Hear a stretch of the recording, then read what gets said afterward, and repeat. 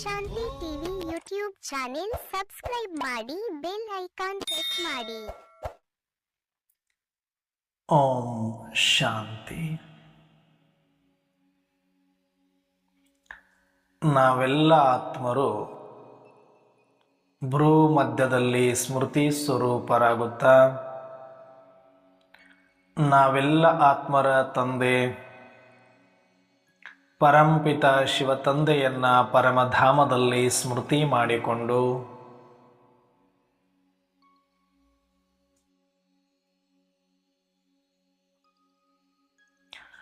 ಪ್ರಜಾಪಿತ ಬ್ರಹ್ಮ ತಂದೆ ಜಗದಂಬಾ ಸರಸ್ವತಿ ಮಮ್ಮ ತಾಯಿಯವರನ್ನ ಸೂಕ್ಷ್ಮವಾಗಿ ಸ್ಮರಿಸಿಕೊಂಡು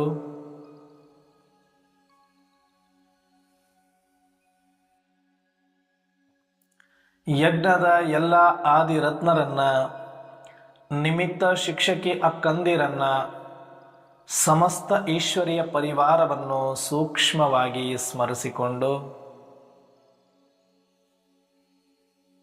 ಪ್ರತಿದಿನದಂತೆ ಈ ದಿನವೂ ಸಹ ಈ ಒಂದು ಮುರಳಿ ಚಿಂತನೆಯಲ್ಲಿ ಭಾಗವಹಿಸಿ ಆಲಿಸುತ್ತಿರುವ ನನ್ನೆಲ್ಲ ಸಹೋದರಾತ್ಮರಿಗೆ ಆತ್ಮೀಯವಾದ ಸ್ವಾಗತ, ಸುಸ್ವಾಗತ.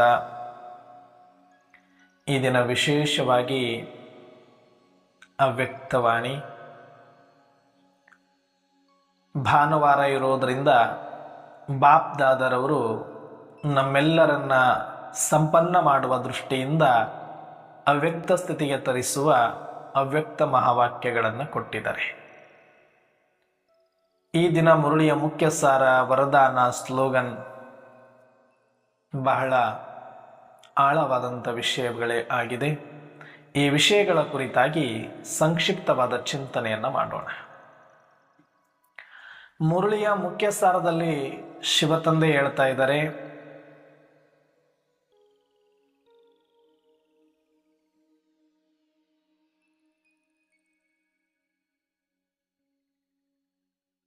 ನನ್ನದನ್ನ ನಿನ್ನದನ್ನಾಗಿ ಪರಿವರ್ತಿಸಿ ನಿಶ್ಚಿಂತರಾಗಿ.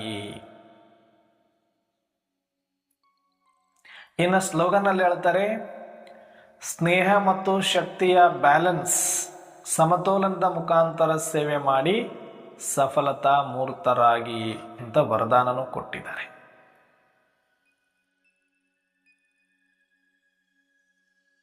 ಇನ್ನು ಸಂಧೆಯನ್ನ ಸಂಗಾತಿಯನ್ನಾಗಿ ಮಾಡಿಕೊಂಡು ಪಶ್ಚಾತ್ತಾಪದಿಂದ ಮುಕ್ತರಾಗಿ ಅಂತ ಸ್ಲೋಗನ್ ಅಲ್ಲಿ ತಿಳಿಸಿದ್ದಾರೆ.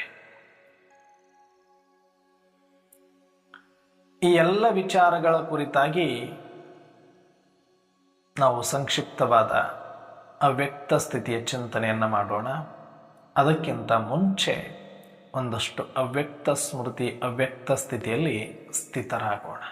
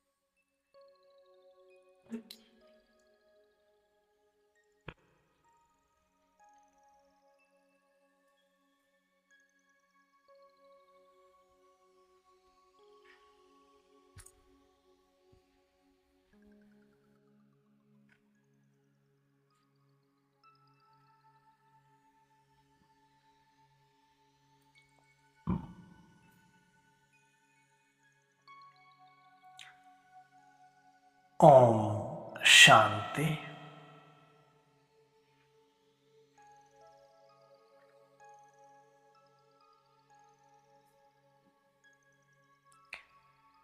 ಈ ದಿನ ಶಿವತಂದೆ ಹೇಳ್ತಾರೆ, ಸ್ನೇಹ ಮತ್ತು ಶಕ್ತಿಯ ಬ್ಯಾಲೆನ್ಸ್ ಮುಖಾಂತರ ಸೇವೆ ಮಾಡಿ ಸಫಲತಾ ಮೂರ್ತಿಗಳಾಗಿ ಅಂತ ವರದಾನ ಕೊಟ್ಟಿದ್ದಾರೆ. ಸ್ಲೋಗನ್ನಲ್ಲಿ ತಂದೆಯನ್ನ ಸಂಗಾತಿಯನ್ನಾಗಿ ಮಾಡಿಕೊಂಡು ಪಶ್ಚಾತ್ತಾಪದಿಂದ ಮುಕ್ತರಾಗಿ, ಇನ್ನೊಂದು ನನ್ನದನ್ನು ನಿನ್ನದರಲ್ಲಿ ಪರಿವರ್ತನೆ ಮಾಡಿ ನಿಶ್ಚಿಂತರಾಗಿರಿ. ಇಷ್ಟು ಅವ್ಯಕ್ತ ಸಾಕ್ಷಿಯ ಸ್ಥಿತಿಗೆ ನಿಮಗೆ ಸಹಯೋಗ ಆಗತ್ತೆ ಅಂತ ಹೇಳಿದ್ದಾರೆ.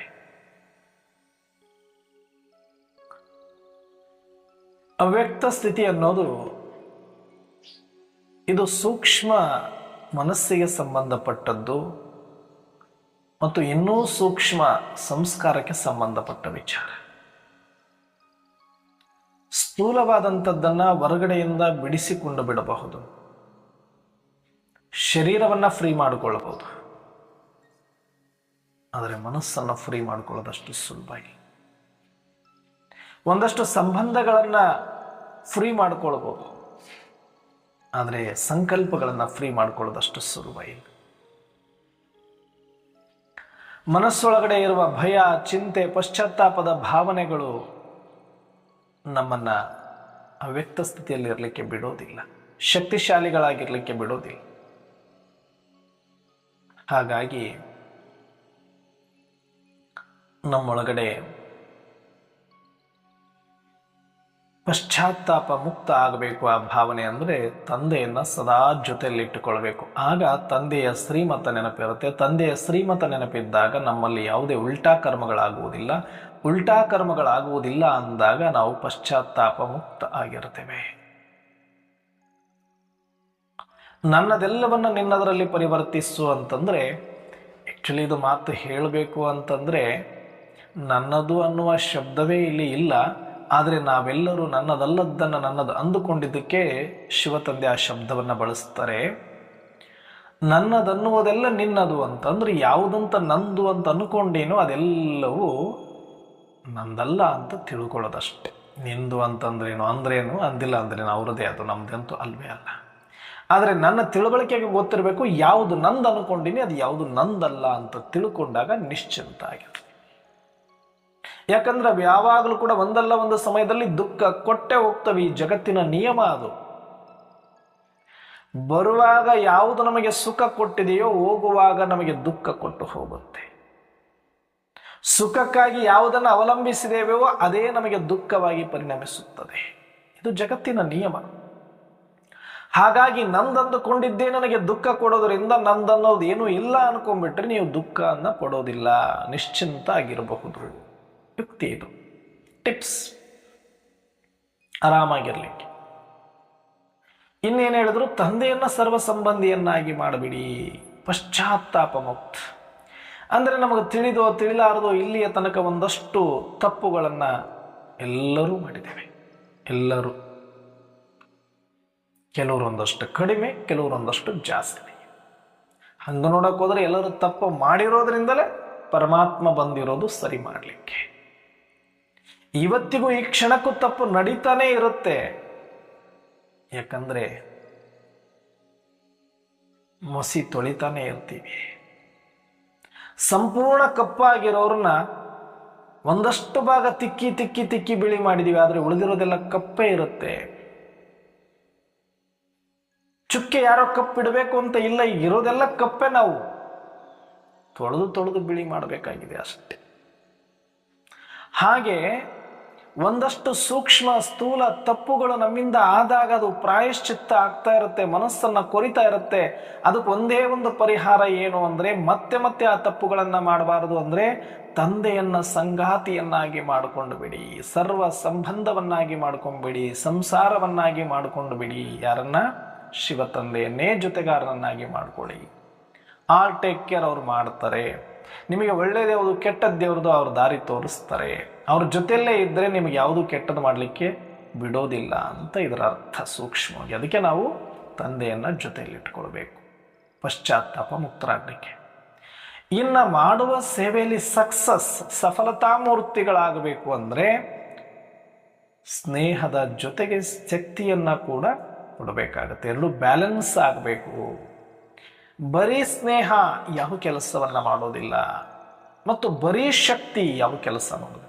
ಈ ಒಂದು ಬ್ಯಾಲೆನ್ಸಲ್ಲೇ ಬಹಳಷ್ಟು ಜನ ಫೇಲ್ ಆಗಿದ್ದಾರೆ ಸಕ್ಸಸ್ ಆಗೋದ್ರಲ್ಲಿ.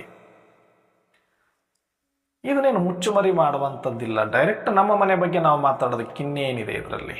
ಅಂತಿಮ ಸಮಯದಲ್ಲಿ ಬಂದಾಗ ಎಷ್ಟೋ ಸೆಂಟರ್ಗಳಲ್ಲಿ ಪವರ್ಫುಲ್ ಟೀಚರ್ಸ್ ಇದ್ದಾರೆ, ಪವರ್ಫುಲ್ ಟೀಚರ್ಸ್, ಒಳ್ಳೆ ವಾಗ್ಮಿಗಳಿದ್ದಾರೆ. ಅವ್ರ ಸ್ಪೀಚ್ ಕೇಳಬೇಕು ಅಂತ ಅನಿಸುತ್ತೆ, ಬಟ್ ಅವ್ರ ಹತ್ರಕ್ಕೆ ಹೋಗ್ಲಿಕ್ಕೆ ಧೈರ್ಯ ಸಾಕಾಗೋದಿಲ್ಲ. ಅಂದ್ರೇನು, ಶಕ್ತಿ ಇದೆ ಅವ್ರ ಹತ್ರ, ಸ್ನೇಹ ಇಲ್ಲ. ಇನ್ನು ಕೆಲವರಿಗೆ ಸಾಕಷ್ಟು ಸ್ನೇಹ ಕೊಡುವಂತ ತಾಕತ್ತಿದೆ, ಸ್ನೇಹವನ್ನ ಕೊಡುತ್ತಾರೆ. ಬಂದವ್ರನ್ನೆಲ್ಲ ಬಹಳ ಚಂದ ಪ್ರೀತಿಯಿಂದ ಆತ್ಮೀಯತೆಯಿಂದ ಮಾತನಾಡಿಸೋದು, ಅವರ ಕುಶಲೋಪರಿ ಮಾಡೋದು, ಬಾಬಾನ ಕಡೆ ಅವರ ಮುಖವನ್ನು ತಿರುಗಿಸೋದು, ಬಾಬಾ ಬಾಬಾ ಅಂತ ಸ್ನೇಹಮಯಾಗಿ ಎಲ್ಲರಲ್ಲಿ ಒಂದಾಗೋದು ಗುಣ ಇರುತ್ತೆ. ಆದರೆ ಒಂದಷ್ಟು ಶಕ್ತಿಯ ಕೊರತೆ ಇರುತ್ತೆ. ಹಾಗೆ ಅವರೂ ಕೂಡ ಸಕ್ಸಸ್ ಆಗೋದಿಲ್ಲ. ಆದರೆ ಬೆಟರ್ ದೆನ್ ಅವ್ರಿಗಿಂತ ಅಂತ ಹೇಳ್ಬೋದು. ಯಾರಿಗಿಂತ? ಶಕ್ತಿಯದ್ದು ಡಾಮಿನೇಟ್ ಮಾಡಿಕೊಂಡು ಒಳ್ಳೆ ವಾಗ್ಮಿ ನಾನು ಅಂತ ಅಹಂಕಾರದಲ್ಲಿದ್ದುಕೊಂಡು, ಶಕ್ತಿನೇ ಅಹಂಕಾರ ಆಗತ್ತೆ ಒಂದೊಂದ್ಸಲ, ಅದಕ್ಕೆ ಸ್ನೇಹ ಇರೋದಿಲ್ಲ ಅಷ್ಟೇ. ಅಲ್ಲಿ ಅಹಂ ಕೆಲಸ ಮಾಡ್ತಾ ಇದ್ರೆ ಸ್ನೇಹ ಇಲ್ಲಿ ಉದ್ಭವ ಆಗೋದಿಲ್ಲ. ನಾನು ಒಳ್ಳೆ ಸ್ಪೀಕರು, ನಾನು ಒಳ್ಳೆ ಟೀಚರು, ನಾನು ಸೀನಿಯರು ಅಂತ ಬಂದು ಘಮಂಡಲ್ಲಿ ಕೂತ್ಬಿಟ್ರು ಅಂದ್ರೆ ಏನು ಶಕ್ತಿ ಇದ್ರು ಯಾವ ಕೆಲಸಕ್ಕೂ ಬರೋದಿಲ್ಲ. ಜನ ಬರಲ್ವಾ? ಬರ್ತಾರೆ, ಆದ್ರೆ ಏನು ಪಡಿಬೇಕು, ಏನು ಅನುಭವ ಮಾಡಬೇಕು ಅದರಿಂದ ವಂಚಿತ ಆಗ್ತಾರೆ. ಅದಕ್ಕೆ ಬಿನಾ ಶಕ್ತಿ ಸ್ನೇಹ, ಬಿನಾ ಸ್ನೇಹ ಶಕ್ತಿ ಇದು ಸಕ್ಸಸ್ ಮಾಡಲಿಕ್ಕೆ ಬಿಡೋದಿಲ್ಲ. ಆದರೆ ಬೆಟ್ರ್ ಏನಂದ್ರೆ, ಶಕ್ತಿ ಇಲ್ಲ ಪರವಾಗಿಲ್ಲ, ನಿನ್ನ ಹತ್ರ ಒಂದಷ್ಟು ಸ್ನೇಹ ಬೇಕು, ಅದನ್ನಾದ್ರೂ ಕೊಡಿ ಅಂತ. ಮಿನಿಮಮ್ ಮ್ಯಾಂಡೇಟರಿ ಇದು ಸ್ನೇಹ ಅನ್ನೋದು. ಶಕ್ತಿ ಆಮೇಲೆ ಬೇಕು ಜನಗಳಿಗೆ, ಮೊದಲು ಸ್ನೇಹ ಬೇಕು. ಆದರೆ ವಿತೌಟ್ ಸ್ನೇಹ, ವಿತೌಟ್ ಆತ್ಮೀಯತೆ, ವಿತೌಟ್ ಪ್ರೀತಿ, ನಾನು ಘಮಂಡಲ್ಲಿ ಇದ್ದುಕೊಂಡು ಎಲ್ಲ ಮಾಡುತ್ತೀನಿ, ಆಗೋದಿಲ್ಲ.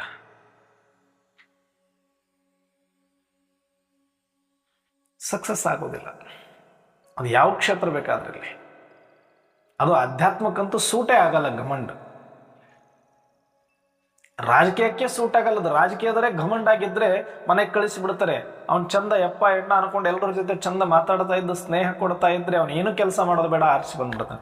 ಬೇಕಾದಷ್ಟು ಕೆಲಸ ಮಾಡಿ ಯಾರ ಹತ್ರ ಮಾತಾಡೋದಂಗೆ ಘಮಂಡ್ ತೋರಿಸ್ಕೊಂಡ್ರೆ ನಡಿ ಮನೆಗೆ ಅಂತ ಕಳಿಸಿಬಿಡ್ತಾರೆ ಜನ, ರಾಜಕೀಯದಲ್ಲೇ.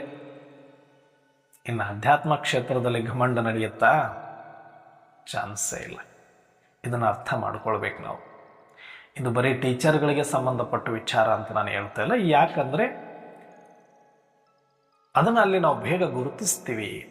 ಸೆಂಟರ್ಗಳು ಯಾವುದರ ಆಧಾರದ ಮೇಲೆ ಇರ್ತದ್ರೆ ಸ್ನೇಹ ಮತ್ತು ಶಕ್ತಿ ಆಧಾರದ ಮೇಲೆ ನಡೀತಾ ಇರುತ್ತೆ. ಯಾರೇನು ಸಂಪೂರ್ಣ ಆಗಿಲ್ಲ, ಯಾರೂ ಪರ್ಫೆಕ್ಟ್ ಏನಿಲ್ಲ, ಎಲ್ಲರಲ್ಲೂ ಲೋಪದೋಷಗಳು ಇರುತ್ತೆ. ದೋಷವನ್ನು ನೋಡುವ ಅವಶ್ಯಕತೆ ಇಲ್ಲ ನಾವು.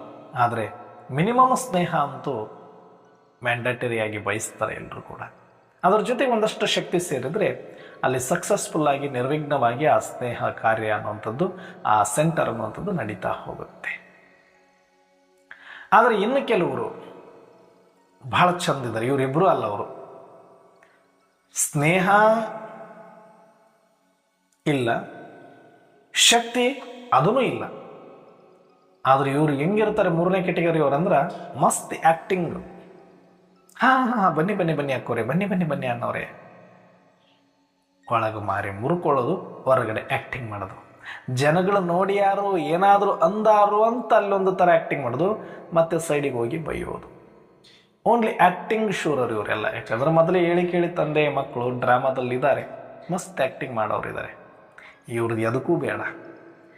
ಶಕ್ತಿ ಇರೋರಾದರೂ ಒಂಥರ, ಅವ್ರಿಗೇನೋ ಒಂದಷ್ಟು 4 ಜನಕ್ಕೆ ಅವರಿಂದ ಉಪಯೋಗ ಆಗುತ್ತೆ. ಇಲ್ಲ ಬರೀ ಸ್ನೇಹ ಇತ್ತು, ಶಕ್ತಿ ಇಲ್ಲ, ಅವರಿಂದನೂ ಒಂದು 4 ಜನಕ್ಕೆ ಉಪಯೋಗ ಇರುತ್ತೆ. ಈ ಆಕ್ಟಿಂಗ್ ಸೋಲ್ಸ್ ಏನಿದ್ದಾರೆ ನೋಡಿ, ಕೆಲವರು ತುಂಬ ಚೆನ್ನಾಗಿ ಆಕ್ಟಿಂಗ್, ಅಬಾಬಾಬಾಬಾಬಾಬಾಬಾ, ತಾನು ತಿಂದು ಮೇಕೆ ಬಾಯಿಗೆ ಒರೆಸುವಂಗಿರ್ತಾರೆ ಇವರು.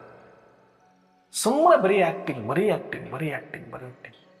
ಒಂದು ಯೋಗ ಇಲ್ಲ, ಒಂದು ಭೋಗ ಇಲ್ಲ, ಒಂದು ಕ್ಲಾಸ್ ಇಲ್ಲ, ಒಂದು ಏನಿಲ್ಲ, ಸುಮ್ಮನೆ ಪ್ರಾಕ್ಟಿಕಲ್ ಏನಿಲ್ಲ, ಸುಮ್ಮನೆ ಸಾಂಪ್ರದಾಯಿಕವಾಗಿ ಮಾಡ್ಕೊಂಡು ಹೋಗೋದು. ಅದು ಏನಕ್ಕೆ ಮಾಡ್ತೀನಿ ಅಂತ ಅವ್ರಿಗೂ ಗೊತ್ತಿಲ್ಲ, ಬರೀ ಆ್ಯಕ್ಟಿಂಗ್ ಎಲ್ಲರ ಮುಂದೆ. ನಿಜವಾಗ್ಲೂ ಹೃದಯದಿಂದ ಅದೇ ಪ್ರೀತಿ ತೋರಿಸ್ಬಿಟ್ಟಿದ್ರೆ ಅವ್ರನ್ನ ತಲೆ ಮೇಲೆ ಹೊತ್ಕೊಂಡ್ಬಿಡ್ತಾರೆ. ಆದ್ರೆ ಅವ್ರ ಹೃದಯದಿಂದ ಸ್ನೇಹ ಕೊಡೋಕ್ಕೆ ಬರ್ತಿಲ್ಲ, ಆದ್ರೆ ಬಿಟ್ಟರೆ ನಡೆಯಲ್ಲ ಅನ್ನೋ ಕಾರಣಕ್ಕೆ ಸ್ಮೈಲಿಂಗ್ ಫೇಸ್. ಫೋಟೋಗ್ರಾಫರ್ ಹೇಳ್ದಾಗ ಸ್ಮೈಲ್ ಪ್ಲೀಸ್ ಅಂದಾಗ ಒಳಗಡೆ ಬೇಕಾದಷ್ಟು ಸಂಕಟ ತುಂಬಿಕೊಂಡು ಫೋಟೋದ ಮುಂದೆ ಬಂದಾಗ ಹೆಂಗೆ ಪೋಸ್ ಕೊಡ್ತೀವೋ ಹಾಗೆ ಜನಗಳ ಮುಂದೆ ಬಂದಾಗ, ಸ್ಟೂಡೆಂಟ್ ಮುಂದೆ ಬಂದಾಗ, ಅಥವಾ ಸಮಾಜದ ಮುಂದೆ ಬಂದಾಗ, ಪ್ರೋಗ್ರಾಮ್ ಅಂತ ಬಂದಾಗ ಅಂತ ಮಾಡ್ಕೊಂಡಿರ್ತಾರೆ. ಆದರೆ ಒಳಗಡೆ ಅಂತ ಇರ್ತಾರೆ. ಆ ಕಡೆ ಶಕ್ತಿನೂ ಇಲ್ಲ, ಸ್ಮೈಲು ಇಲ್ಲ. ನೋಡಿ, ಇಂಥವ್ರಿಂದ ಅಂತೂ ಏನು ಬರೋದೆಲ್ಲ ಹಾಳು ಮಾಡೋಕ್ಕೆ ಏನು ಬೇಕು ಅಂದರೆ ಇವ್ರು ಸಾಕು. ಇದು ತುಂಬ ಕಡೆ ನಡೀತಾ ಇದೆ. ಇದು ಕಂಪ್ಲೇಂಟ್ ಅಂತಲ್ಲ, ಒಬ್ಬ ಸ್ಟೂಡೆಂಟ್ ಆಗಿ ಯೋಚನೆ ಮಾಡಿದ್ರೆ ಅವರ ಒಂದು ಮನಸ್ಥಿತಿ ಇವತ್ತು ಯಾಕೆ ಹಿಂಗೆ ಅಂತ ಅವ್ರಿಗೆ ಪ್ರಶ್ನೆ ಇರುತ್ತೆ. ಯಾಕೆ ಹಿಂಗೆ? ಇಷ್ಟೆಲ್ಲ ಜ್ಞಾನ ಇದೆ, ಪರಮಾತ್ಮ ಕೊಟ್ಟಿದ್ದಾರೆ, ಇಷ್ಟು ದೊಡ್ಡ ಯಜ್ಞ, ಇಷ್ಟೆಲ್ಲ ದಾದಿಯರ ತ್ಯಾಗ ತಪಸ್ಸು, ಇವತ್ತು ಯಾಕೆ ಹಿಂಗೆ, ನಮಗೆ ಯಾಕೆ ಇದು ಸಿಗ್ತಾ ಇಲ್ಲ ಅಂತ ಎಷ್ಟೋ ಆತ್ಮರು ಪ್ರಶ್ನೆ ಇರುತ್ತಲ್ಲ, ಇವತ್ತು ಅದಕ್ಕೆ ಉತ್ತರ ಕೊಟ್ಟಿದ್ದಾರೆ. ಏನಿದೆ? ಸ್ವಲ್ಪ ಇರುತ್ತಪ್ಪ, ಎಲ್ಲರಲ್ಲಿ ಒಂದಲ್ಲ ಒಂದಷ್ಟು ಕೊರತೆಗಳಿರುತ್ತೆ. ಕೆಲವರಲ್ಲಿ ಶಕ್ತಿ ಇರುತ್ತೆ, ಅಲ್ಲಿ ಏನಿರಲ್ಲ, ಸ್ನೇಹ ಇರಲ್ಲ, ಅದಕ್ಕೆ ಸಕ್ಸಸ್ ಆಗೋದಿಲ್ಲ. ಕೆಲವರಿಗೆ ಸ್ನೇಹ ಮಾಡೋಕ್ಕೆ ಬರುತ್ತೆ, ಶಕ್ತಿ ಇರಲ್ಲ, ಅದು ಸ್ವಲ್ಪ ಕೊರತೆ ಆಗುತ್ತೆ. ಇನ್ನು ಕೆಲವರು ಬರೀ ಆ್ಯಕ್ಟಿಂಗಲ್ಲೇ ಮುಳುಗಿರ್ತಾರೆ, ಅಲ್ಲೂ ಈ ಪ್ರಾಬ್ಲಮ್ ಇರುತ್ತೆ. ಅದಕ್ಕೆ ನೀವೇನು ಮಾಡಬೇಕು ಅಂತಂದರೆ ಸ್ನೇಹನೂ ಇಟ್ಕೊಳ್ಳಿ, ಶಕ್ತಿನೂ ಇಟ್ಕೊಳ್ಳಿ. ಆ್ಯಕ್ಚುಲಿ ಸ್ನೇಹವೇ ಒಂದು ಶಕ್ತಿ ಹಾಗೆ ನೋಡ್ಲಿಕ್ಕೆ ಹೋದರೆ. ಆದರೆ ಆ್ಯಕ್ಟಿಂಗ್ ಮಾಡೋಕ್ಕೆ ಹೋದಾಗ ಅದು ಸ್ನೇಹದ ಥರ ಕಾಣಿಸುತ್ತೆ, ಸ್ನೇಹ ಆಗಿರಲ್ಲ. ಆ ಸ್ನೇಹದ ಒಳಗಡೆ ಶಕ್ತಿ ಇರಲ್ಲ. ಇಂಡೈರೆಕ್ಟಾಗಿ ಇವೆರಡು ಬೇರೆ ಅಂತ ಮೊದಲು ಹೇಳಿದ್ರು ಕೂಡ ಇಂಡೈರೆಕ್ಟ್ ಆಗಿ ಸ್ನೇಹವೇ ಒಂದು ಶಕ್ತಿ. ಅದರ ಜೊತೆಗೆ ಒಂದಷ್ಟು ತಪಸ್ಸಿನ ಶಕ್ತಿ ಹುಡುಕೋಬೇಕಾಗತ್ತೆ. ಅದಕ್ಕೆ ಸ್ನೇಹ ಮತ್ತು ಶಕ್ತಿ ಬ್ಯಾಲೆನ್ಸ್ ಆದರೆ ಸಕ್ಸಸ್, ಸಫಲತೆ ಗ್ಯಾರಂಟಿ. ಇದು ಯಾರಿಗೋ ಹೇಳ್ತಿದ್ದಾರೆ ಅಂತ ತಲೆ ಕೆಡಿಸ್ಕೋಬೇಡಿ. ನನಗೆ ಅಂತ ಅಂದುಕೊಳ್ಳಿ, ನಾನು ನನಗೆ ಅನ್ಕೊಳ್ತೀನಿ, ನೀನು ನಿನಗೆ ಅನ್ಕೋಬೇಕು. ಆವಾಗಲೇ ಈ ಜ್ಞಾನಕ್ಕೆ ಅರ್ಥ. ಇನ್ಯಾರನ್ನೋ ತಲೆಗಿಟ್ಕೊಂಡು ಇನ್ಯಾರಿಗೋ ಹೇಳ್ತಿದ್ದಾರೆ ಅಂತ ಅವ್ರ ಬಗ್ಗೆ ಹೇಳೋದಕ್ಕೆ ಕೇಳೋದಕ್ಕೆ ನನಗೂ ನಿನಗೂ ಏನು ಕೆಲಸ ಇಲ್ವ? ನಮಗೂ ನಿಮಗೇನು ಬೇರೆ ಮಾಡೋಕ್ಕೆ ಕೆಲಸ ಇಲ್ಲ. ಇದು ನಡೆಯುತ್ತೆ, ಅದನ್ನು ನೋಡಿ ನಾನೇನು ಕಲ್ಕೊಳ್ಬೇಕು ಅಂತ ಅರ್ಥ ಮಾಡಿಸೋದಕ್ಕೆ ಇದು ಒಂದಷ್ಟು ಎಕ್ಸಾಂಪಲ್ಗಳು ಬಿಟ್ಟರೆ ಮೂರನೇವ್ರ ಕಡೆಗೆ ಬೆರಳು ಮಾಡುವಷ್ಟು ಸಮಯ ನನಗೂ ಇಲ್ಲ, ನಿಮಗೂ ಇರಬಾರ್ದು. ಆದರೂ ವಾಸ್ತವವನ್ನು ಅರ್ಥ ಮಾಡ್ಕೊಳ್ಳೋದು ಕಲಿಬೇಕು. ಏನಕ್ಕೆ ಆಗ್ತಾ ಇದೆ ಅಂತ ನಮಗೆ ಅರ್ಥ ಆದರೆ ನಿಶ್ಚಿಂತ. ಇಲ್ಲಾಂದರೆ ಯಾಕಿಂಗೆ ಎಷ್ಟು ದಿನ ಪ್ರಶ್ನೆ ಚಿತ್ರ ಆಗ್ತೀರಿ? ಪ್ರಸನ್ನ ಚಿತ್ರ ಆಗಬೇಕು ಅಂದರೆ ಆ ಪ್ರಶ್ನೆಗೆ ಫುಲ್ ಸ್ಟಾಪ್ ಇಡಬೇಕು. ಅದಕ್ಕೆ ಫುಲ್ ಸ್ಟಾಪ್ ಇಡಲಿ ಅಂತ ಇಷ್ಟು ಎಕ್ಸ್ಪ್ಲೇನ್ ಮಾಡ್ತಾ ಇದ್ದೀನಿ, ಬಿಟ್ಟರೆ ವ್ಯರ್ಥಕ್ಕಾಗಿ ಖಂಡಿತ ಅಲ್ಲ. ಅದಕ್ಕೆ ನನ್ನೊಳಗಡೆ ನಾನೊಂದು ಆಧ್ಯಾತ್ಮಿಕ ಕ್ಷೇತ್ರದಲ್ಲಿದ್ದು ಒಂದು ಸಾಧಕನಾಗಿದ್ದುಕೊಂಡು ಶ್ರೀಮತದಂತೆ ನಡೀತಾ ಇದ್ದು ಪರಮಾತ್ಮ ನನ್ನ ಜೊತೆಗಿಟ್ಟುಕೊಂಡು ಸ್ನೇಹಕ್ಕೆ ಕೊರತೆ ಆಗಬಾರ್ದು. ಯಾಕೆ? ನಮ್ಮಪ್ಪ ಸ್ನೇಹ ಸಾಗರ ಆತ, ಎಂಥವರನ್ನು ಕೂಡ ದಯಾಸಾಗರ ಆತ, ಪ್ರೇಮ ಸಾಗರ ಆತ, ಕ್ಷೇಮ ಸಾಗರ ಆತ, ಆನಂದ ಸಾಗರ ಆತ. ಅಂತ ತನಗೆ ಮಾಸ್ಟರ್ ಸ್ವರೂಪ ಆಗಬೇಕಾಗಿರೋರ ಹತ್ರ ಒಂದು ಸ್ಮೈಲ್ಗೆ ಕೊರತೆ ಆಯಿತು ಅಂದರೆ ಏನು ಬದುಕಿದು? ಏನು ಬದುಕು? ಈಗ ಒಂದ್ಸಲ ನಗಿ, ಒಂದ್ಸಲ ಸ್ಮೈಲ್ ಮಾಡಿ, ಏನು ಕಳ್ಕೊಳ್ಳೋದಿದೆ ಇದರಲ್ಲಿ? ಕನ್ನಡಿ ಮುಂದೆ ನಿಂತ್ಕೊಂಡು ಸುಮ್ಮನೆ ಒಂದ್ಸಲ ಸ್ಮೈಲ್ ಮಾಡಿ, ಮುಖ ಹೆಂಗೆ ಕಾಣುತ್ತೆ ನೋಡಿ. ನೀವು ಅಂತ ಇದ್ದಾಗ ನೀವು ಕನ್ನಡಿ ಮುಂದೆ ಹೋದ ತಕ್ಷಣ ಸ್ಮೈಲ್ ಮಾಡ್ತೀರಿ. ಅದಕ್ಕೆ ನಿಮ್ಗೆ ಉಮ್ಮನ ಮುಖ ಹೆಂಗೆ ಕಾಣಿಸುತ್ತೆ ಅಂತ ನಿಮ್ಗೆ ಗೊತ್ತೇ ಆಗಿಲ್ಲ ಇಲ್ಲಿ ತನಕ. ನಿಮ್ಗೆ ಉಮ್ಮನ ಮುಖ ಬೇರೆದವ್ರಿಗೆ ಕಾಣಿಸಿದೆ ಬಿಟ್ಟರೆ ನಿಮ್ಗೆ ಕಾಣಿಸಲ್ಲ. ಯಾಕಂದ್ರೆ ಕನ್ನಡಿ ಮುಂದೆ ಹೋದ ತಕ್ಷಣ ಹಿಂಗೆ ಮಾಡ್ತೀರಲ್ಲ ಆ್ಯಕ್ಟಿಂಗ್. ಅದಕ್ಕೆ ಸ್ವಲ್ಪ ಅದೆಲ್ಲ ಬಿಟ್ಟು ನಾನು ಸ್ನೇಹಮಯ ಆಗಬೇಕು. ಏನು ಕಳ್ಕೊಳ್ಳೋದಿಲ್ಲ. ಜಗತ್ತಿನಲ್ಲಿ ಅತ್ಯಂತ ಅಮೂಲ್ಯವಾದಂತಹ ವಸ್ತು ಸ್ನೇಹ. ಅದು ಬಿನಾ ಬಂಡವಾಳ, ₹1 ಖರ್ಚಿಲ್ಲದಂಗೆ ಬೇರೆಯವರಿಗೆ ಹಂಚಿ ಅವರ ಹೃದಯ ಸಾಮ್ರಾಜ್ಯವನ್ನು ಗೆಲ್ಲುವ ಏಕೈಕ ಅಸ್ತ್ರ ಸ್ನೇಹ. ಪ್ರೀತಿ, ಆತ್ಮೀಯತೆ. ಏನು ಕೊರತೆ ಆಗಿದೆ ನಮಗೆ? ಅದನ್ನು ಕೊಟ್ಟರೆ ನಾವು ಏನು ಕರಗೋಗೋದಿದೆ ಇಲ್ಲಿ? ಇದನ್ನು ಅರ್ಥ ಮಾಡಿಕೊಳ್ಬೇಕು ನಾವು. ಬಿಟ್ಟುಬಿಡಿ ಒಳಗಡೆ ಇರತಕ್ಕಂಥ ಎಲ್ಲ ಸಣ್ಣ ಪುಟ್ಟ ಗರ್ಜುಗಳನ್ನು, ರಾಗ, ದ್ವೇಷ, ದೋಷ, ದೃಷ್ಟಿ, ಇನ್ನೊಬ್ಬರ ದೋಷಗಳನ್ನು ನೋಡ್ತಾ ಹೋದರೆ ಆಧ್ಯಾತ್ಮಿಕದ ಆತ್ಮಾನಂದಕ್ಕೆ ನಮಗೆ ನಾವೇ ಬರೆಯಳಕ್ಕೆ. ಆತ್ಮಾನಂದದ ಮೊದಲ ಹೆಜ್ಜೆ, ಆತ್ಮಿಕತೆಯ ಮೊದಲ ಹೆಜ್ಜೆ ಇನ್ನೊಬ್ಬರ ದೋಷಗಳನ್ನು ನೋಡುವುದನ್ನು ಬಿಡಬೇಕು. ಸಾಕ್ಷಿಯಾಗಿರೋದನ್ನು ಕಲಿಬೇಕು. ಶತ್ರುಗಳೇ ಬಂದರೆ ಪ್ರೀತಿಯನ್ನು ಕೊಡುವ ಅಭ್ಯಾಸವನ್ನು ಮಾಡಬೇಕು. ಅದಕ್ಕೆ ಆಧ್ಯಾತ್ಮಕ್ಕೆ ಬಂದೀವಿ ನಾವು. ದ್ವೇಷವನ್ನು ಮಾಡೋದಿದ್ರೆ, ದೋಷಗಳನ್ನು ಹುಡುಕೋದಿದ್ರೆ, ದೋಷಗಳನ್ನೇ ಮಾತಾಡೋದಿದ್ರೆ ಆಧ್ಯಾತ್ಮ ಯಾಕೆ? ರಾಜಕೀಯ ಇದೆ, ಸಾಮಾಜಿಕ ಕ್ಷೇತ್ರ ಇದೆ, ಎಲ್ಲವೂ ಪವಿತ್ರ ಕ್ಷೇತ್ರಗಳು ಕೆಟ್ಟೋಗಿದೆ. ಹಾಗೆ ಇವತ್ತು ಆಧ್ಯಾತ್ಮ ಕೆಡಿಸ್ಲಿಕ್ಕೆ ನಾವು ಬರಬಾರ್ದು. ಸ್ನೇಹ ಕೊಡಬೇಕು. ತಪ್ಪೇನಿದೆ? ಕಳ್ಕೊಳ್ಳೋದೇನಿದೆ? ನಿಮ್ಮ ಅಕೌಂಟಲ್ಲಿರೋ ದುಡ್ಡು ಕೊಡಿ ಅಂದರೆ ಆ ಮಾತು ಬೇರೆ. ಹೃದಯದಿಂದ ಒಂದಷ್ಟು ಪ್ರೀತಿ ಕೊಡಿ, ಆತ್ಮೀಯತೆ ಕೊಡಿ, ಸ್ನೇಹ ಕೊಡಿ ಅಂತ ಹೇಳ್ತಾ ಇರೋದು ಬಾಬಾ ಅಷ್ಟೆ. ಇದು ಒಂದು ಅಭ್ಯಾಸ ಮಾಡ್ಕೊಳ್ಳಿ ಇವತ್ತಿನಿಂದ. ಯಾರೇ ಬಂದರೂ ಸ್ಮೈಲ್ ಮುಖ, ಪ್ರಸನ್ನ ಚಿತ್ತ, ದೇವತಾ ಸ್ವರೂಪ ದರ್ಶನ ಕೊಡಬೇಕು. ಮತ್ತು ಹೃದಯದಿಂದ ಮಾತನಾಡಿಸಿ. ಎರಡು ಮಾತಾಡಿಸೋಷ್ಟು ಟೈಮ್ ಇದ್ದರೂ ಎರಡೇ ಮಾತು ಹೃದಯದಿಂದ ಸ್ಮೈಲಿಯಾಗಿ ಮಾತಾಡಿ, ಮತ್ತು ಆಂತರಿಕ ಸತ್ಯತೆಯಿಂದ ಮಾತಾಡಿ. ಸುಮ್ಮನೆ ಆ್ಯಕ್ಟಿಂಗ್ ಮಾಡಬೇಕು, ಅಣ್ಣವ್ರು ಹೇಳ್ಬಿಟ್ಟಿದ್ದಾರೆ ಸ್ಮೈಲ್ ಮಾಡ್ಕೊಂಡು ಮಾತಾಡೋಕ್ಕೆ ಅಂತ ಒಳಗಡೆ ಗರ್ಜಿಟ್ಕೊಂಡು ಕಷ್ಟಪಟ್ಟು ಮಾತಾಡಬಾರ್ದು. ಸ್ನೇಹದಿಂದ ಮಾತಾಡಿ. ಇನ್ನು ಶಕ್ತಿಯನ್ನು ಬ್ಯಾಲೆನ್ಸ್ ಇಡಬೇಕು ಅಂದರೆ ಒಂದು ಗಂಭೀರತೆ ಬೇಕು. ಸುಮ್ಮನೆ ಅದೊಂದು ಸ್ಮೈಲ್ ಕೊಟ್ಟು ಮಾತಾಡಿದರೂ ಕೂಡ ಮಹಾರಥಿಗಳ ಸ್ಮೈಲಿಗೂ ಕಾಮಿಡಿ ಪೀಸ್ಗಳ ಸ್ಮೈಲಿಗೂ ವ್ಯತ್ಯಾಸ ಇರುತ್ತೆ. ಕಾಮಿಡಿ ಪೀಸ್ ಅಂತ ನಾನು ಬಳಸ್ತೀನಿ ಅಂದರೆ ಕಾಮಿಡಿ ಆ್ಯಕ್ಟರ್ಸ್ ಅಂತಲ್ಲ. ಸುಮ್ಮನೆ ಸ್ಮೈಲ್ ಮಾಡ್ದಂಗೆ ಆ್ಯಕ್ಟಿಂಗ್ ಮಾಡಿದ್ರೆ ಅದೊಂಥರ ನೋಡೋಕ್ಕೆ ಅಸಹ್ಯವಾಗಿರುತ್ತೆ, ಅದು ಚೆನ್ನಾಗಿರೋದಿಲ್ಲ. ಆದರೆ ಮಹಾರಥಿಗಳು ಗಂಭೀರವಾಗಿದ್ದರೂ ಕೂಡ ಸುಮ್ಮನೆ ಅವರೊಂದು ಕಣ್ಣು ಅರಳಿಸಿದರೆ ಸಾಕು, ಅದರಲ್ಲಿ ಎಷ್ಟು ಆನಂದ ಉಂಟಾಗುತ್ತೆ. ಅದು ಆ ಥರ ನಾವು ಒಂದು ಗಂಭೀರತೆಯನ್ನು ಇಟ್ಟುಕೊಳ್ಬೇಕು ಅಂದರೆ ಅಂತರ್ಮುಖಿಗಳಾಗಿರಬೇಕು, ತಪಸ್ವಿ ಮೂರ್ತರಾಗಿರಬೇಕು, ಸಾಕ್ಷಿಯಾಗಿರಬೇಕು, ನಿರ್ದೋಷ ದೃಷ್ಟಿ ಇರಬೇಕು. ಏಕಾಂತವಾಗಿ ಆ ಏಕತಾನತೆಯನ್ನು ಅನುಭವ ಮಾಡ್ತಾ ಸದಾ ಆತ್ಮಿಕ ವೃತ್ತಿ, ಪರಮಾತ್ಮನ ನೆನಪಿನ ಸ್ಥಿತಿಯಲ್ಲಿರಬೇಕು. ಆಗ ಆ ಶಕ್ತಿ ಸ್ವರೂಪರಾಗಿದ್ದುಕೊಂಡು ನೀವು ಕೊಡುವ ಒಂದು ಸ್ಮೈಲ್, ನೀವು ಕೊಡುವ ಒಂದು ದೃಷ್ಟಿ ಅನೇಕ ಆತ್ಮರನ್ನು ಪರಿವರ್ತನೆ ಮಾಡುವ ಶಕ್ತಿಯಾಗುತ್ತೆ.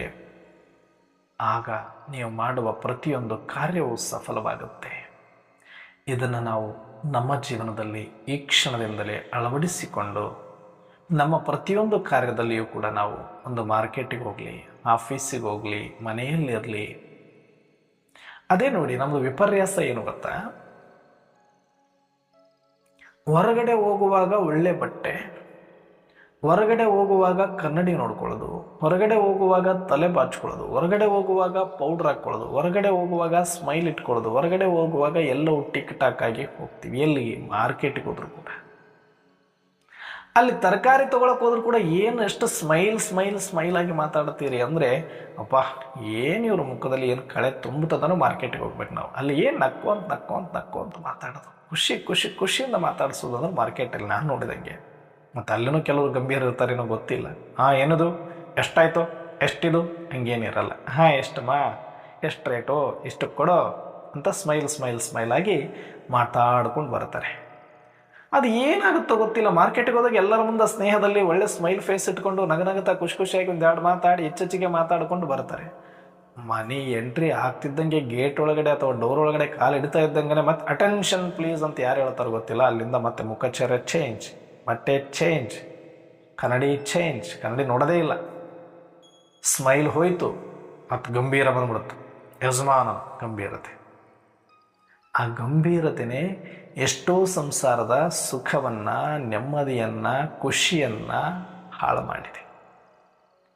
ಬೇಕು ಜೀವನದಲ್ಲಿ ಗಂಭೀರತೆ, ಬೇಕು ಒಂದಷ್ಟು ಗಂಭೀರತೆ, ಆದರೆ ಎಷ್ಟಿರಬೇಕು ಅಷ್ಟೇ ಇರಬೇಕು. ಊರವ್ರ ಮುಂದೆ ಗಂಭೀರವಾಗಿ ತೊಂದರೆ ಇಲ್ಲ, ಆದರೆ ಮನೆಯವ್ರ ಮುಂದೆ ಗಂಭೀರ ಆಗಿದ್ದುಕೊಂಡು ಊರವ್ರ ಮುಂದೆ ಎಲ್ಲ ಸ್ಮೈಲ್ ಆಗಿ ಚೆನ್ನಾಗಿರ್ತಾರೆ.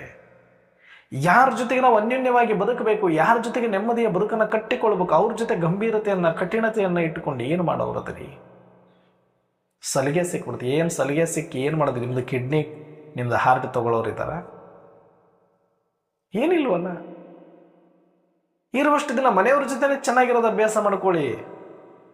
ಫಸ್ಟ್ ಮನೆಯವ್ರ ಹತ್ರ ಇದನ್ನು ಪ್ರಾಕ್ಟಿಕಲ್ ಮಾಡಿ. ಸ್ಮೈಲ್ ಫೇಸ್, ನಿಧಾನವಾಗಿ ತಾಳ್ಮೆಯಿಂದ. ಅವ್ರು ಅಣಕಿಸ್ಲಿ, ಬೈತಾರ ಬೈಲಿ, ನಿಮ್ಮ ಸ್ಥಿತಿಯನ್ನು ಅದು ತಯಾರು ಮಾಡುತ್ತೆ. ಸ್ವಪರಿವರ್ತನೆಯಿಂದ ವಿಶ್ವ ಪರಿವರ್ತನೆ ಇದು. ಹಾಗಾಗಿ ನಿಮ್ಮ ನೋಟ, ನಿಮ್ಮ ಮಾತು, ನಿಮ್ಮ ನಡೆ, ನಿಮ್ಮ ನುಡಿ, ಮನೆಯಲ್ಲಿದ್ದಾಗ ಟಿಪ್ ಟಾಪ್ ಆಗಿರಿ. ಮನೆಯಲ್ಲಿದ್ದಾಗ ಒಳ್ಳೆ ಬಟ್ಟೆಯನ್ನು ಹಾಕ್ಕೊಳ್ರಿ. ಚೆನ್ನಾಗಿರ್ಬೇಕದು ಬಟ್ಟೆ. ಹೆಂಗೂ ಒಂದೆರಡು ಜೊತೆ ಹಾಕ್ಕೊಳಕ್ಕಂತಾನೆ ಮಾಡಿರ್ತೀರಿ, ಚೆನ್ನಾಗಿರವೇ ಹಾಕ್ಕೊಳ್ಳಿ. ಮುಖ ಸ್ವಲ್ಪ ನೀಟಾಗೆ ಇಟ್ಕೊಳ್ಳಿ. ಮನೆಯಲ್ಲೇ ಕನ್ನಡಿ ಬಾಚಣಿಕೆ ಇರುತ್ತೆ, ಹೊರಗಡೆ ಮಾರ್ಕೆಟಲ್ಲಿ ಇರಲ್ಲ, ಆದರೂ ಟಿಪ್ ಟಾಪ್ ಆಗಿರ್ತೀರಿ. ಮನೆಯಲ್ಲೇ ಇರುತ್ತೆ, ಆದರೂ ನೋಡ್ಕೊಳ್ಳೋದೇ ಇಲ್ಲ. ನೀಟಾಗಿರಬೇಕು, ವೈಬ್ರೇಷನ್ ಇರಬೇಕು. ಅಂದರೆ ಯಾವಾಗಲೂ ಮುಖ ಅಲಕ ಅಲಕ ಅಲಕ ಅಂತಿರಬೇಕು. ಒಳ್ಳೆ ಸ್ಮೈಲ್ ಇರಬೇಕು. ಖುಷಿಯಿಂದ ಮಾತಾಡಬೇಕು. ಎರಡೇ ಮಾತಾಡಿದ್ರು ಮನೆಯಲ್ಲಿ. ಯಾವಾಗಲೂ ಗಂಭೀರವಾಗಿ ಮಾತಾಡೋ ಅವಶ್ಯಕತೆಯೇ ಇರಲ್ಲ. ಸ್ವಲ್ಪ ಗಂಭೀರತೆಯನ್ನು ಬಿಟ್ಟು ಆಂತರಿಕವಾದ ಗಂಭೀರ ಇರಬೇಕು, ಹೊರಗಡೆ ಮೃದುವಾಗಿರಬೇಕು. ಅದಕ್ಕೆ ಮಾವಿನ ಹಣ್ಣನ್ನು ಹಣ್ಣುಗಳ ರಾಜ ಅಂತ ಕರೀತಾರೆ. ನೋಡಲಿಕ್ಕೆ ಹೊರಗೆ ಎಷ್ಟು ಸ್ಮೂತು, ಎಷ್ಟು ಸ್ವೀಟು, ಎಷ್ಟು ರಸಭರಿತ, ನೋಡಿದ ತಕ್ಷಣ ತಿನ್ನಬೇಕು ಅಂತ ಅನಿಸುತ್ತೆ. ಸ್ವಲ್ಪ ಆಳಕ್ಕೆ ಹೋಗಿ ನೋಡಿ, ಗಟ್ಟಿಯಾದ ಬೀಜ, ಬಹುಶಃ ಬಹಳ ಗಟ್ಟಿಯಾದ ಬೀಜ. ಹಾಗೆ ಯೋಗಿಯಾಗಿರೋನು, ತಪಸ್ಸಿಯಾಗಿರೋನು, ಸಾಧಕ ಆಗಿರೋನು, ಆಧ್ಯಾತ್ಮಿಕ ಮಾರ್ಗದಲ್ಲಿರೋನು ಒಳಗಡೆಯಿಂದ ಗಟ್ಟಿಯಾಗಿರಬೇಕು. ಹೊರಗಡೆಯಿಂದ ಜಗತ್ತಿನ ಕಣ್ಣಿಗೆ ಸ್ವಲ್ಪ ಸ್ಮೂತಾಗಿರಬೇಕು. ಅದು ಮತ್ತೆ ಹಾರ್ಟ್ಲಿ ಇರಬೇಕು. ಇದು ಒಳಗಡೆ ಗಟ್ಟಿಯಾಗಿದ್ದವನಿಗೆ ಮಾತ್ರ ಆ ರೀತಿಯಾಗಿ ಹೊರಗಡೆನೂ ಕೂಡ ಚೆನ್ನಾಗಿರ್ಲಿಕ್ಕೆ ಬರುತ್ತೆ. ಒಳಗಡೆ ಯಾರು ಗಟ್ಟಿಯಾಗಿಲ್ಲ, ಹೊರಗಡೆ ಚೆನ್ನಾಗಿರಕ್ಕೆ ಬರಲ್ಲ. ಅದಕ್ಕೆ ಗಂಭೀರವಾಗಿರ್ತವೆ ಅವರು. ಸ್ವಲ್ಪ ಇದನ್ನು ಬಿಟ್ಟು ಸ್ನೇಹ ಮತ್ತು ಶಕ್ತಿಯನ್ನು ಬ್ಯಾಲೆನ್ಸ್ ಮಾಡಿಕೊಂಡು ಸಫಲತಾ ಮೂರ್ತಿಗಳಾಗೋಣ ಅಂತ ಹೇಳ್ತಾ ಇವತ್ತಿನ ಚಿಂತನೆಯನ್ನು ಮುಕ್ತಾಯ ಮಾಡ್ತಾ ಇದ್ದೀನಿ. ಓಂ ಶಾಂತಿ.